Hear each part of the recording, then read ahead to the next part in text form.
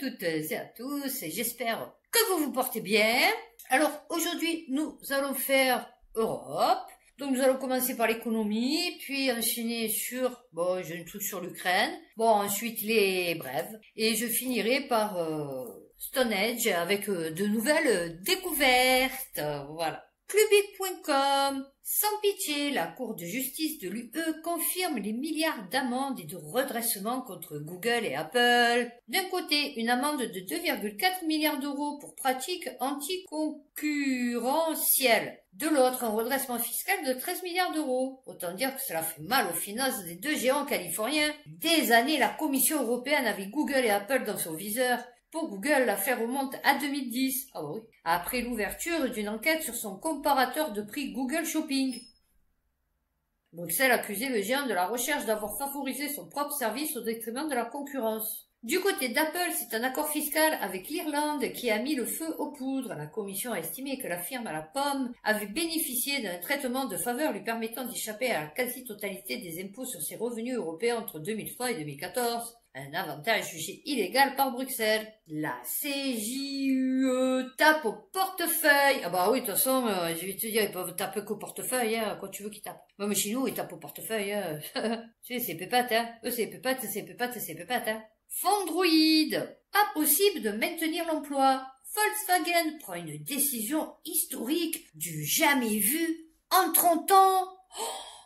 Rien ne va plus pour Volkswagen. Si la firme allemande était en 2023 le troisième plus gros vendeur de voitures électriques dans le monde derrière Tesla et BYD, le constructeur est désormais en très grande difficulté, en cause notamment des ventes, on se doute, largement insuffisantes. Mais pas seulement.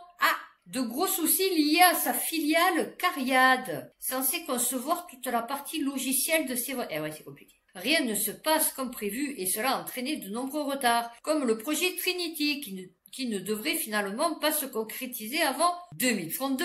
Ouf, avant 2050. Oui, non, parce qu'après on a la montée des eaux, après on est mort. Tandis que la demande continue de s'effondrer. Alors que la concurrence chinoise est de plus en plus rude. Non, mais il y en a des trucs, hein, je t'explique. 500 000 voitures en moins. Ça fait beaucoup, hein. Ce qui correspond à 2 usines. Licenciement à la clé. Le site Automotive News Europe nous parce que c'est anglais, nous informe en effet que l'entreprise dont le plan d'économie commence à prendre l'eau a décidé de résilier l'accord sur la garantie de l'emploi. Cette résiliation ouvre la voie à de possibles licenciements dès le 30 juin 2025. Pour rappel, le groupe allemand emploie environ 300 000 personnes dans son pays natal, dont 120 000 uniquement pour la marque Volkswagen. 120 000 emplois en moins. Fondroid, 1600 emplois supprimés. Ce géant européen des batteries de voitures électriques traverse une grosse crise. C'est con parce que normalement c'était l'avenir. Tu vois, les voitures électriques, alors peut-être pas le nôtre d'avenir, mais en tout cas c'était l'avenir de certains. Sauf que les certains ont tous acheté des voitures électriques. Du coup, ils avaient les moyens. Et du coup, ils en vendent. La jeune entreprise suédoise Northvolt fait actuellement face à de très grandes difficultés avec sa production de batteries pour voitures électriques en Europe. Alors qu'elle subit de nombreuses annulations de commandes, elle est désormais contrainte de se séparer de 1600 salariés. Ouais. Non mais n'empêche, je suis trop contente. Non, sérieux, c'est vrai, je suis trop contente. Depuis quelques années, non, parce qu'ils nous ont tous pris la tête avec leur voiture électrique, leur truc électrique, tout électrique, et finalement, y a personne qui en veut, et en vérité, c'est de la merde. Depuis quelques années, l'industrie de la voiture, le plus emmerdant, c'est que c'est nous qu'on paye. C'est ça le plus emmerdant. L'industrie de la voiture électrique se développe en Europe, avec de nombreuses entreprises qui souhaitent s'implanter et produire sur le vieux continent. On pense à certains constructeurs comme BYD ou MG, mais également à des spécialistes des batteries. C'est par exemple le cas de Northvolt. En effet, en raison d'un grand nombre de déchets et de coûts de traitement élevés. Non, parce que les gens, ils croient que quand ils achètent une voiture électrique, elle est bio. Ils croient qu'elle est bio. C'est-à-dire que les batteries, elles sont bio, avec peut-être de la feuille de bambou, avec des flocons de neige, avec... Non, c'est des produits hautement chimiques et hautement compliqués à recycler. Non, parce que eux, comptaient faire comme ils faisaient avant, c'est-à-dire faire des usines, développer le truc et tout balancer dans la nature, et puis tiens, bon, basta. Non, là, il faut qu'ils recyclent les déchets, machin, qu'ils en fassent autre chose. Ça coûte de l'argent. Et cette situation a poussé certains constructeurs comme BMW à annuler des commandes équivalentes à plusieurs milliards d'euros. Plusieurs sites appartenant à la société sont concernés par cette mesure puisque ce sont 1000 postes qui seront supprimés à Skellefteå. Il y a A avec un zéro dessus. 200 à Stockholm. Un sacrifice nécessaire, bien sûr, pour sauver la planète. Attends. Faut faire des sacrifices, hein. Pour rappel, Northvolt a également démarré la construction d'une usine allemande qui devrait être achevée en 2028.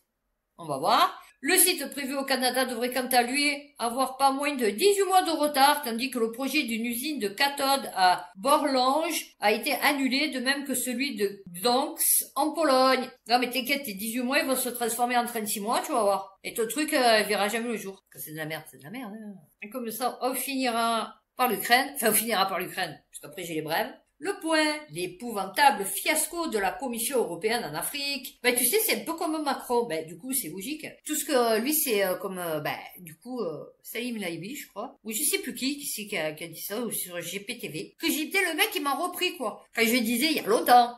Sur mon ancienne chaîne que Macron, c'était le mec, c'était la pierre philosophale inversée. C'est-à-dire, normalement, c'est de la merde, tu touches pierre philosophale, ça devient de l'or. Et lui, c'est le contraire, c'est de l'or, et lui, il touche, et ça devient de la merde. Et Ursula, c'est pareil. Enfin, la Commission européenne, c'est pareil, quoi, tu vois. Tout ce qu'elle touche, elle le dégueulasse, tu vois, c'est un peu comme les États-Unis, c'est pareil. Dans un rapport cinglant, la Cour des comptes européenne dévoile l'ampleur du fiasco du fonds fiduciaire d'urgence de l'UE pour l'Afrique.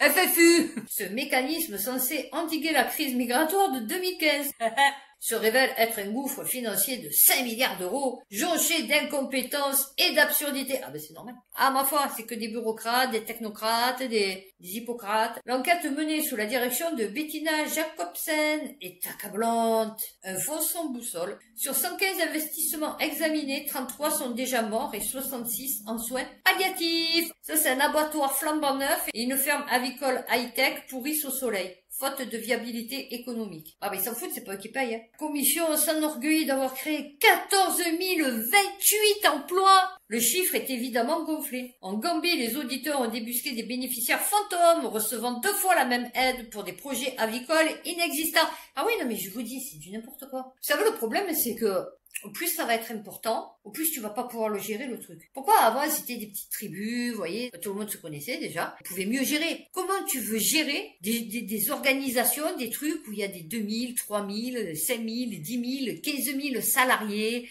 succursales. Je veux dire, tu peux pas le gérer tout ça, c'est pas possible. Donc bien sûr que les gens ils en profitent. Qui est responsable? Le fonds a été créé sous Juncker. Ah ouais, c'est pas celui qui... Non, c'est pas lui. J'avais plus de batterie. En Éthiopie, on apprend à la page 33 du rapport qu'on distribue des mixeurs à des écoles sans électricité. Les autorités locales censées prendre le relais brillent. Ah bah oui, il n'y a aucun contrôle. C'est ça le problème. Le problème, c'est que tu n'as pas de contrôle. Ah voilà, c'était Juncker. À l'époque, la responsabilité incombait à la haute représentante, l'italienne Federica Mogherini. Sous la commission von der Leyen, le portefeuille a été restructuré. La commissaire actuellement responsable des partenariats internationaux, qui inclut la supervision du et la finlandaise Jutta Urpilainen. Ouais d'accord, moi c'est fou. Je vais vous dire, ça c'est comme les Anglais là, quand l'autre est arrivé au pouvoir, il a dit putain, il y a 3 bissales dans le machin. Ouais bah fais tu le bottes, le budget, c'est un peu comme nous quoi, tu vois, tu le sais quand même un peu les chiffres, tu vois. Allez, on finit par celui-là, après on passe sur l'Ukraine et sur les brèves. C'est Le Figaro. Royaume-Uni, les fermetures de pubs s'envolent avec l'inflation selon une étude. Les fermetures de pubs en Angleterre et au Pays de Galles se sont envolées de 47% sur un an au premier trimestre. Les emblématiques établissements britanniques subissent de plein fouet l'inflation selon une étude publiée mardi. Les pubs subissent la flambée des coûts de l'énergie, la hausse des prix des denrées alimentaires et l'affaiblissement de la demande des consommateurs. Oui, c'est surtout ça. L'obligeant les consommateurs à faire des choix. Se niasquer ou se chauffer. Les établissements disparus ont soit été démolis, soit convertis en habitation, bureaux ou même en crèche. Ah bah écoute, le nombre de pubs diminue lentement à travers le pays depuis plusieurs décennies, mais la pandémie puis la crise énergétique, cette pandémie, Comme quoi, un petit virus chinois, ce que ça peut faire dans les pays occidentaux. C'est sûr que ça se passe pas comme ça en Afrique, tu vois. Bon, déjà parce qu'ils ont pas de pub, et ensuite parce que c'était pas leur principale préoccupation, tu vois. Voilà. Cela fait des mois que nous sonnons l'alarme. Ah bah écoute, je crois que ton alarme, ça fait un petit moment qu'elle est cassée, tu vois. Donc du coup, je vais passer sur l'Ukraine. La Russie tentera de mettre fin à la guerre avant 2026, affirme le chef du renseignement militaire ukrainien. Le Figaro international. Que veut dire le schmilblick? Kirilo Boudanov. a aussi indiqué que parmi les alliés de Moscou, la Corée du Nord était la plus grande menace pour Kiev. Voilà, c'est un peu la plus grande menace pour tout le monde. Hein, enfin, je veux dire, tu vois, c'est que on sait pas, on croit, enfin, je pense qu'ils sont avec personne, en fait, ils sont que avec eux. La Corée du Nord représente le plus gros problème pour Kiev en raison de livraisons massives d'obus d'artillerie à la Russie, qui les utilise sur le front en Ukraine. Et oui, parce qu'avec le volume de produits militaires qu'elle fournit, elle affecte réellement l'intensité des combats. Non, j'aime bien la phrase. Le fait qu'ils fournissent aussi des missiles balistiques est désagréable. C'est désagréable de fournir des missiles balistiques. Non, après, quand on a dit ça, on a tout dit. En fait, c'est pas moi la folle. En fait, je crois que c'est les gens qui sont fous. Je crois que vous, les gens, vous êtes pas tranquilles, en fait. Moi, je suis tranquille. Je suis lucide. Je suis juste. Je suis éveillé. Et je pense que la majorité des gens ou vivent dans un autre monde, ou croient vivre dans un autre monde, ou essaient de nous faire croire qu'on vit dans un autre monde, mais on a un gros souci. Y aura-t-il ou non une escalade? Quelle escalade? Il n'y en aura pas, a-t-il lancé en appelant les Occidentaux à ne pas avoir peur de mieux armer l'Ukraine. Bon, voilà, on a terminé sur ça. On va passer sur les brèves.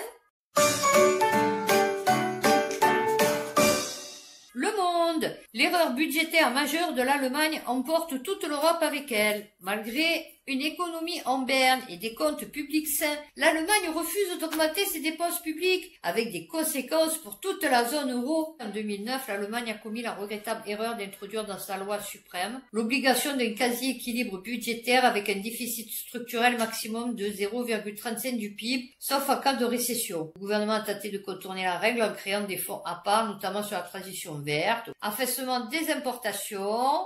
Depuis le quatrième trimestre 2019, la croissance allemande a été inexistante à seulement 0,3%, loin de la France 3,8%.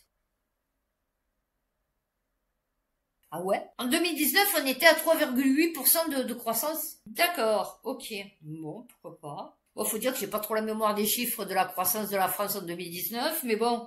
Le Monde. En Russie, au moins 10 généraux et membres de l'entourage de Sergueï Shoïgu, l'ex-ministre de la Défense, renvoyés ou arrêtés en quelques mois. Ces responsables ont été placés en détention ou sont poursuivis dans des affaires de fraude ou de corruption sur fond de succession prochaine à la tête des services de sécurité. FSB. Alors, le dernier en date, Valéry Mouminjanov, commandant adjoint du district militaire de Leningrad. 4 jours avant, ex-vice-ministre de la Défense, le général Pavel Popov, qui a été arrêté pour fraude. 500 millions d'euros. Bah écoute, il fait le ménage, Poutine.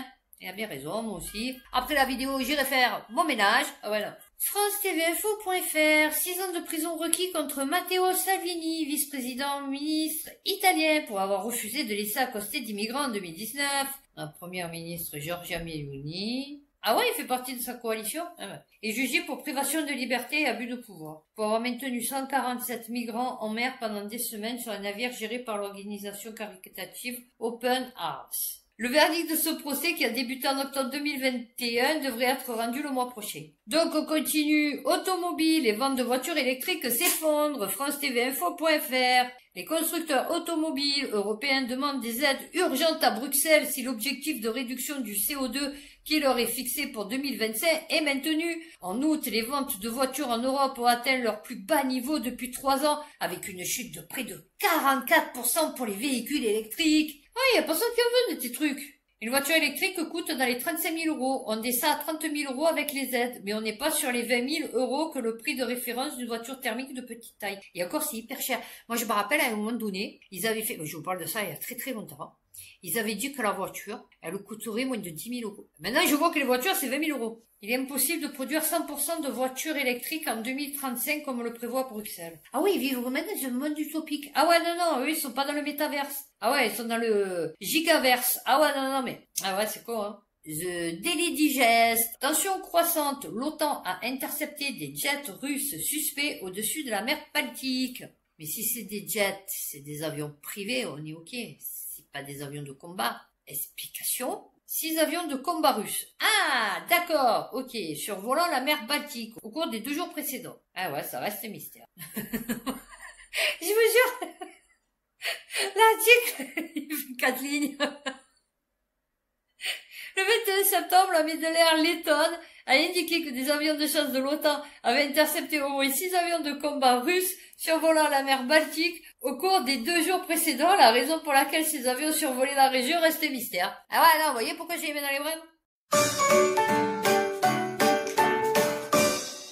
Et on va terminer sur celui-là. Science et vie. Plus on en apprend, plus ça devient étrange. Un nouveau mystère s'ouvre à Stonehenge, remettant encore en question l'origine des pierres. Ils avaient montré, parce qu'au temps de la Terre plate, je suivais le truc, ils montraient quand même des trucs pertinents. Et je veux dire, c'était pas que des trucs chelous. Et en fait, ils avaient montré des photos de... Je crois que c'est avant 1914. Enfin, c'était des photos vieilles, en noir et blanc. Et en fait, ils avaient montré que, en fait, le site, d'après ce que j'ai compris, il a été fouillé. Après, il a été recouvert. Et après, il a été refouillé.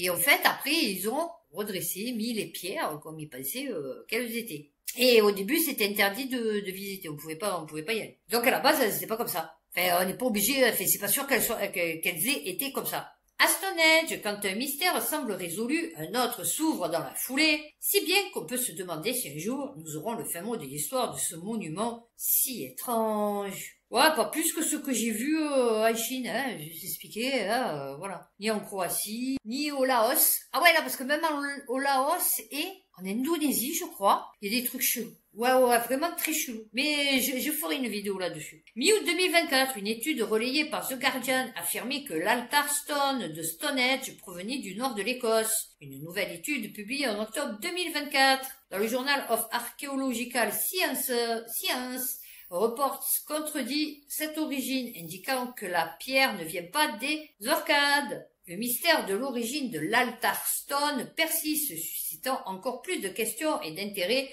pour ce monument mégalithique emblématique. Il y a quelques semaines, Science et Vie, en se basant sur les informations d'une étude relayée par The Guardian, affirmait que l'origine de l'altar, c'est dur à dire, stone, de Stonehenge était enfin connue. Nous sommes quelques semaines plus tard et l'enquête qui semblait fermée pour de bon a été réouverte. En effet, une nouvelle étude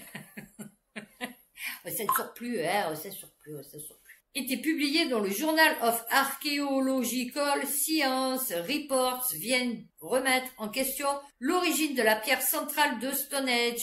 Elle ne serait donc pas originaire du nord de l'Écosse. En fait, ils en savent rien. En fait, je vous promets qu'ils vous pondaient des trucs, mais ils en savent rien. Moi, je les vois là, j'ai encore regardé. C'était quoi? C'était sur genre au Cambodge ou un truc comme ça. Et en fait, ils avaient trouvé une route, parce que maintenant, ils font, grâce à l'IA, ils ont trouvé une route qui fait 300 km, de 10 mètres de large, mais autant des Khmers, vous savez. Et en fait, vous les voyez, ils supposent des trucs. Alors au début, les mecs, ils retrouvent des objets en or. Ouais, putain, on a retrouvé un truc en or massif, machin et tout, ok.